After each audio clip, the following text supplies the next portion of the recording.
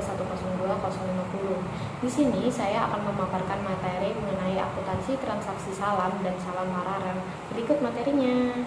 Selanjutnya di sini materi yang akan saya bahas yaitu mengenai yang pertama definisi dan penggunaan transaksi salam dan salam paralel, yang kedua mengenai keuntungan menggunakan skema salam, yang ketiga tentang ketentuan syar'i transaksi salam dan salam paralel, yang keempat tentang rukun transaksi salam dan salam paralel, yang kelima tentang pengawasan syariah transaksi salam dan salam paralel, yang keenam tentang alur transaksi salam paralel, yang ketujuh cakupan standar akuntansi salam dan salam paralel, yang kedelapan teknis perhitungan transaksi salam, yang kesembilan tentang penjurnalan transaksi salam, dan yang 10 tentang kesimpulan.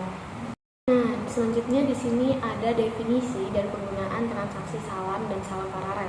Jadi, salam itu merupakan pembelian barang yang pembayarannya itu dilunasi di muka. Nah, sedangkan penyerahannya itu dilakukan di kemudian hari.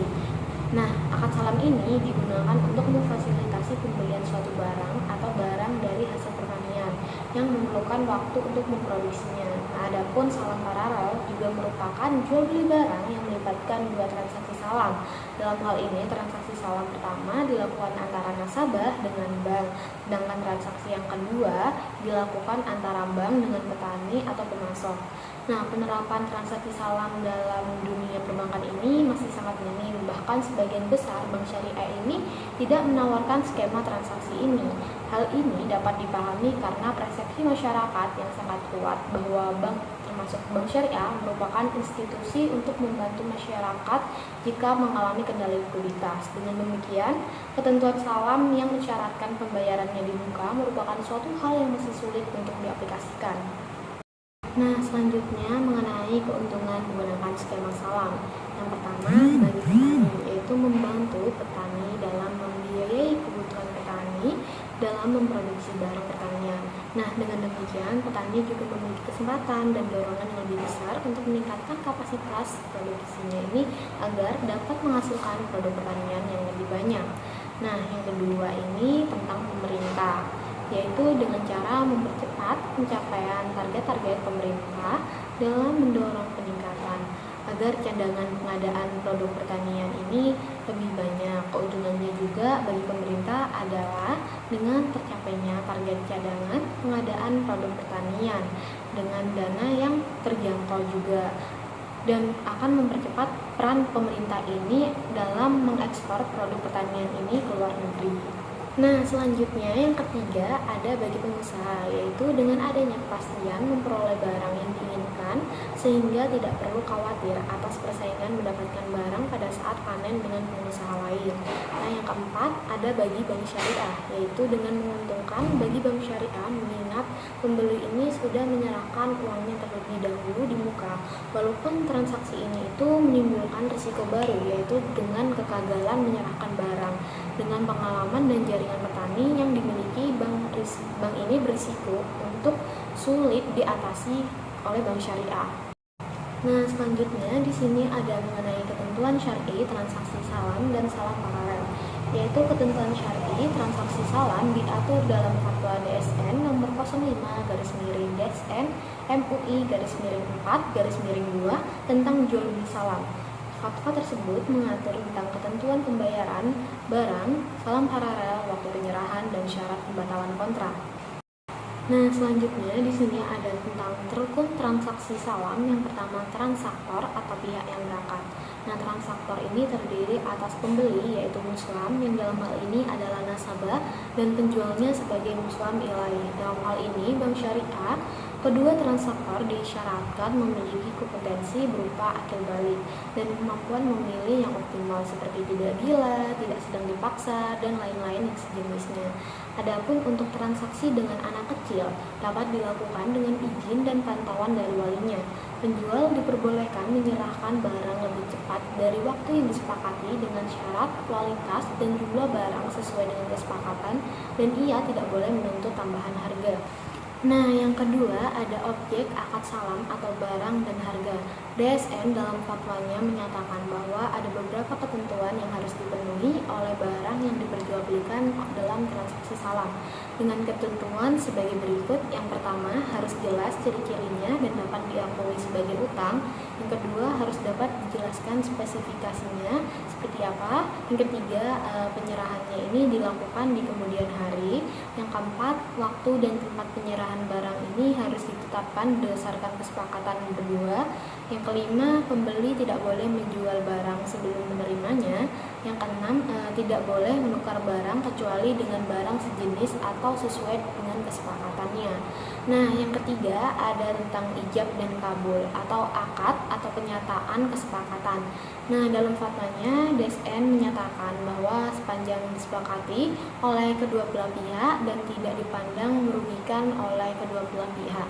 Nah, kesepakatan dalam salam ini dapat juga dibatalkan. Pembatalannya ini sangat mungkin bisa terjadi pada saat pihaknya menjual gagal menghasilkan barang salam sesuai kriteria yang diinginkan oleh pembeli. Selanjutnya di sini juga ada rukun transaksi salam paralel. Berdasarkan fatwa DSN nomor 5 tahun 2000 disebutkan bahwa akad salam kedua atau antara bank sebagai pembeli dengan petani ini sebagai penjual harus dilakukan terpisah dari akad pertama. Adapun akad kedua yang baru dilakukan setelah akad pertama sah. Nah, rukun-rukun ini yang terdapat pada akad salam pertama juga berlaku pada akad salam kedua. Nah, selanjutnya di sini juga ada pengawasan syariah, transaksi salam dan salam paralel. Dalam memastikan kesesuaian praktik jual beli salam dan salam paralel yang dilakukan dengan ketentuan syariah yang ditetapkan oleh DS, DPS, pengawasan tersebut untuk ditetapkan oleh Bank Indonesia karena yang pertama memastikan barang yang diperjualbelikan ini tidak haram oleh syariah Islam. Nah, yang kedua juga memastikan bahwa pembayaran atas barang salam kepada pemasok ini telah dilakukan di awal kontrak secara tunai sebesar akad salam. Nah, yang ketiga juga bisa meneliti bahwa akad salamnya ini telat sesuai dengan fatwa DSN MUI tentang salam dan peraturan Bank Indonesia yang berlaku. Yang keempat juga bisa meneliti kejelasan akad salam yang dilakukan dalam hormat salam paralel atau akad biasa. Nah, yang kelima meneliti bahwa keuntungan bank syariah atas praktik salam paralel ini diperoleh dari selisih antara harga beli dari pemasok dengan harga jual kepada nasabah atau pembeli akhir. Nah, selanjutnya di sini juga ada alur transaksi salam dan salam paralel. Yang pertama yaitu melakukan negosiasi dengan persetujuan kesepakatan antara penjual dengan pembeli terkait transaksi salam yang akan dilaksanakan. Nah, yang kedua, setelah akad disepakati, pembeli juga melakukan pembayaran terhadap barang yang diinginkan sesuai dengan kesepakatan yang sudah dibuat di awal.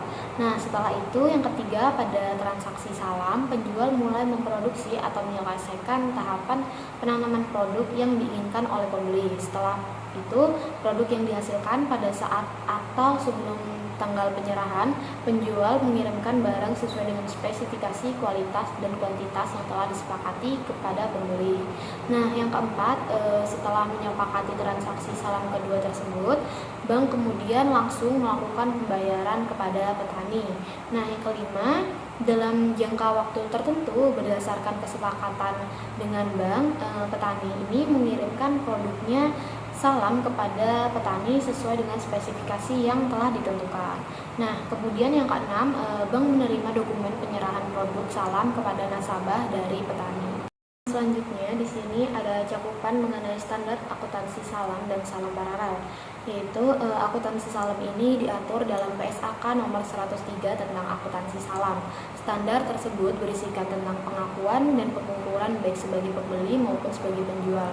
Berbagai hal yang perlu diperhatikan dalam ketentuan pengakuan dan pengukuran salam adalah terkait dengan piutang salam, modal usaha salam, kewajiban salam, penerimaan barang pesanan salam, denda yang diterima oleh pembeli dan penjual yang mampu tetapi sengaja menunda penyelesaian kewajibannya, serta tentang penilaian persediaan barang pesanan yang pada periode pelaporannya. Selanjutnya di sini ada teknis perhitungan salam pada transaksi salam pertama. PT Torik Agro Mandiri membutuhkan menyediakan 100 ton biji jagung hibrida untuk keperluan ekspor selama 6 bulan yang akan datang. Pada tanggal 1 Juni 20XA, PT Torik Agro Mandiri ini melakukan pembelian jagung dengan skema salam kepada Bank Syariah Sejahtera. Adapun informasi tentang pembelian tersebut adalah sebagai berikut. Dengan spesifikasi barangnya biji jagung manis hibrida kualitas nomor 2 dengan kuantitasnya 100 ton, harganya 700 juta rupiah, 7 jutanya per ton. Waktu penyerahannya ini 2 tahap setiap 3 bulan sebanyak 50 ton pada 2 September dan 2 Desember 20XA. Syarat penyerahannya ini dilunasi pada saat akan ditandatangani. Selanjutnya di sini ada transaksi salam kedua untuk pengadaan produk salam sebagaimana yang diinginkan oleh PT Torik Agro Mandiri. Bank Syariah ini selanjutnya pada tanggal 2 Juni 20XA mengadakan transaksi salam dengan petani yang bergabung dalam KUD.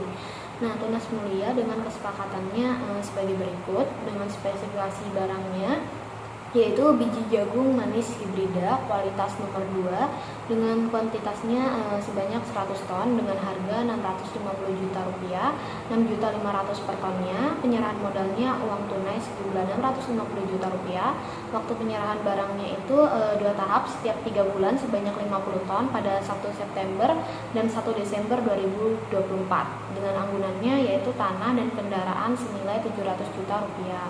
Syarat pembayarannya yaitu dilunasi pada saat akad ditandatangani dengan denda atau kegagalan penyerahan karena kelalaian atau kesengajaan yaitu 2% dari nilai produk yang belum diserahkan. Selanjutnya di sini ada penjurnalan transaksi salam pada saat akad disepakati. Pada saat akad disepakati, pembeli disyaratkan untuk sudah membayar produk salam secara lunas. Berdasarkan kasus pada saat Bank Syariah ini melakukan akad salam dengan PT Torik Agro Mandiri atau PT TAM dan menerima dana salam, maka jurnal transaksi tersebut adalah sebagai berikut. Pada tanggal 1 bulan 6 tahun XA, letaknya di debit kas atau rekening pembeli PT TAM sebesar 700 juta. Karena bank mengeluarkan uang, maka kasnya berkurang. Tetapi dalam pencatatan di Bank Syariah sebagai pihak pembeli, rekening PT TAM ini sebagai penjual karena bank mencatatnya sebagai penyerahan dana ke penjual. Yang kedua, letaknya di kredit, yaitu utang salam sebesar 700 juta. Karena bank sudah menerima uang dari pembeli, maka bank punya kewajiban atau utang untuk menyerahkan barang yang dijanjikan sesuai akad. Selanjutnya di sini ada penyerahan modal salam dari Bank Syariah kepada pemasok atau petani. Berdasarkan PSAK 103 paragraf 11 disebutkan bahwa piutang salam diakui pada saat modal usaha salam dibayarkan atau dialihkan kepada penjual. Modal usaha salam ini dalam bentuk kas diukur sebesar jumlah yang dibayarkan. Pada PSAK 103 paragraf 12, jurnalnya pada saat penyerahan modal salam oleh Bank Syariah kepada KUD pada tanggal 2 bulan 6 tahun XA, letaknya di debit, yaitu akun piutang salam sebesar 650 juta. Karena bank ini sudah menyerahkan uang, maka sekarang banknya ini memiliki piutang dalam bentuk barang yang nantinya akan diterima. Yang kedua juga letaknya di kredit, yaitu kas atau rekening nasabah penjual KUD TM sebesar 650 juta. Karena uang keluar dari bank, maka kas berkurang dan penurunan kasnya ini dicatat di kredit. Selanjutnya di sini ada penerimaan barang pesanan dari pemasok atau petani.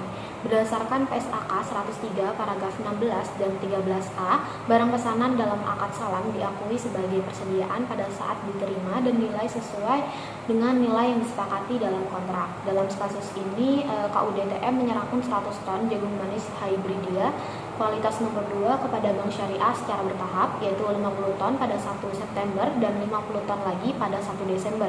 Masing-masing senilai 325 juta, 50 ton dikali 6.500.000 per tonnya, dengan kualitas dan nilai wajar barang sesuai dengan akad. Selanjutnya di sini ada jurnal saat penyerahan produk salam dari KUD ke Bank Syariah pada tanggal 1 bulan 9 tahun XA, letaknya di debit, tentang persediaan produk salam sebesar 325 juta. Karena asetnya itu bertambah, maka dicatatnya itu di debit. Yang kedua letaknya di kredit, piutang salam sebesar 325 juta. Karena bank sebelumnya punya piutang salam, yaitu hak untuk menerima barang di masa depan karena sudah membayar di awal. Keterangannya, penyerahan tahap pertama sebanyak 50 ton biji jagung kualitas 2 dengan kualitas barang dan nilai wajar barang sama dengan nilai kontak. Jadi pada tanggal 1 bulan 12 tahun XA ini jurnalnya juga sama karena penyerahannya ini dilakukan 2 kali. Selanjutnya di sini ada penyerahan barang salam dari Bank Syariah kepada nasabah sebagai pembeli. Berdasarkan PSAK 103 paragraf 19 disebutkan bahwa kewajiban salam ini dihentikan pengakuannya pada saat penyerahan barang kepada pembeli. Maka jurnal atas pengiriman barang kepada nasabah pembeli tersebut adalah sebagai berikut. Letaknya di kredit yaitu utang salam sebesar 350 juta karena menunjukkan bahwa bank ini sudah memenuhi kewajibannya untuk menyerahkan barang kepada pembeli. Jadi utangnya ini berkurang. Nah, yang kedua letaknya di kredit, persediaan produk salam sebesar 325 juta karena barang yang sebelumnya disimpan oleh Bank Syariah ini sekarang sudah diserahkan kepada pembeli. Nah, yang ketiga letaknya di kredit, pendapatan bersih salam sebesar 25 juta karena pendapatannya ini selalu dicatat di sisi kredit sehingga menambah ekuitas atau modal bank. Jadi kesimpulan materi yang telah saya paparkan tadi yaitu transaksi salam adalah jual beli di mana pembayarannya ini dilakukan di muka dan barangnya diserahkan di kemudian hari. Sedangkan salam paralel melibatkan dua akad terpisah antara bank, pembeli, dan penjual. Nah, akad ini bermanfaat bagi petani, pembeli, pemerintah, dan bank syariah karena membantu pendanaan, menjamin pasokan, serta memberikan keuntungan yang halal. Nah, transaksi ini itu harus sesuai dengan fatwa DSN MUI nomor 05 atau 2000 dan PSAK 103 serta diawasi oleh Dewan Pengawas Syariah agar tetap sesuai dengan prinsip keadilan, transparansi, dan syariah Islam. Sekian presentasi dari materi saya, kurang lebihnya mohon maaf. Wassalamualaikum warahmatullahi wabarakatuh.